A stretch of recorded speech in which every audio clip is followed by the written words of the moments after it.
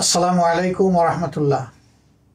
বিশ্বের বিভিন্ন দেশে অবস্থানরত বাংলাদেশি প্রবাসী ভাই ও বোনেরা, আশা করি আল্লাহ রাব্বুল আলামিনের একান্ত মেহেরবানিতে আপনারা যে যেখানে আছেন সুস্থ অবস্থায় আছেন।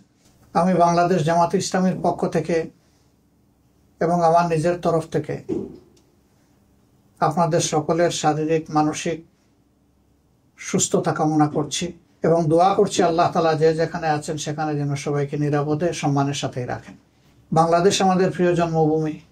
আপনারা জানেন আগামী বছর ত্রয়োদশ জাতীয় সংসদ নির্বাচন অনুষ্ঠিত হতে যাচ্ছে এবং এই নির্বাচন আগামী ফেব্রুয়ারি মাসে অনুষ্ঠিত হবে বলে আমরা দৃঢ়ভাবে আশা করছি।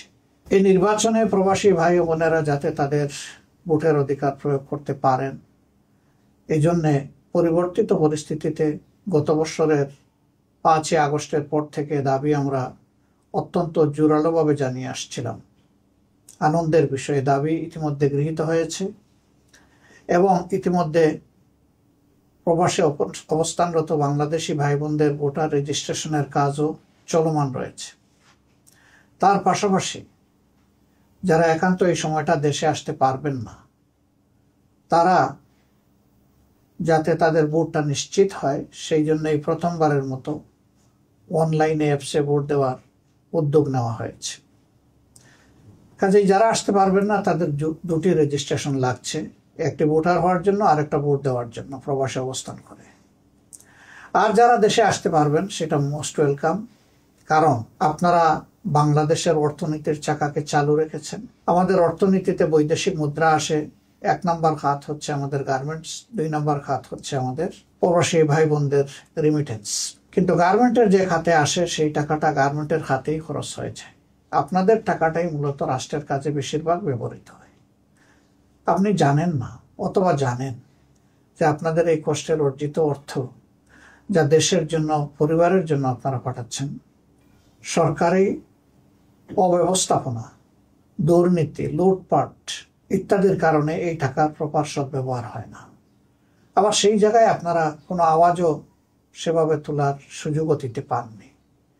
এবার ভোটার হওয়ার কারণে আপনাদের হাতে যে অস্ত্র এসেছে এটাকে প্রয়োগ করার মাধ্যমে আগামীতে এমন একটি সরকার ব্যবস্থাপনা গড়ে তোলার ক্ষেত্রে আপনারা গুরুত্বপূর্ণ অবদান রাখবেন বলে আমরা বিশ্বাস করি।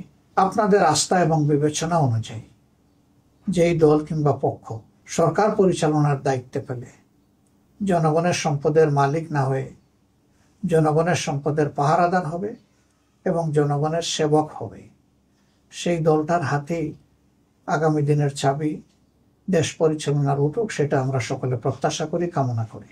বাংলাদেশ জামাত ইসলামী আপনাদের সকলের ভোটের অধিকারের প্রতি দারুণ শ্রদ্ধাশীল। এই জন্যে রিমিটেন্স যোদ্ধাদের সর্ববৃহৎ অথবা সবচেয়ে গুরুত্বপূর্ণ এই অধিকারটি তাদের হাতে তুলে দেওয়ার জন্য ছিল আমাদের লড়াই। এই লড়াই তখনই সার্থকতা পাবে যখন আপনারা ব্যাপক হারে ভোটে অংশগ্রহণ করবেন। আপনি অবশ্যই আপনার পছন্দের দল এবং প্রার্থীকে নির্বাচিত করবেন, এক্ষেত্রে আপনার পূর্ণ স্বাধীনতা রয়েছে।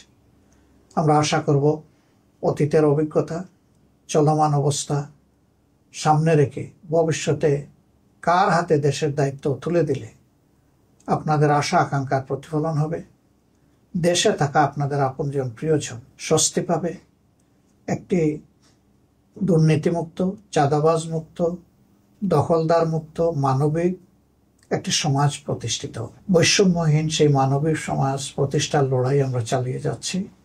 এই লড়াইয়ে আপনাদের সকলের দোয়া, ভালোবাসা, সমর্থন আমরা প্রত্যাশা করি। আপনারা ভালো থাকবেন। আল্লাহ তাআলা আপনাদেরকে, আপনাদের পরিবারের সকলকে, আপনাদের বন্ধু বান্ধবকে সুস্থ রাখুন, ভালো রাখুন। প্রিয় দেশের জন্য দোয়া প্রত্যাশা করে আজকের মতো বিদায় নিচ্ছি। আসসালামু আলাইকুম ওয়া রাহমাতুল্লাহি ওয়া বারাকাতুহু।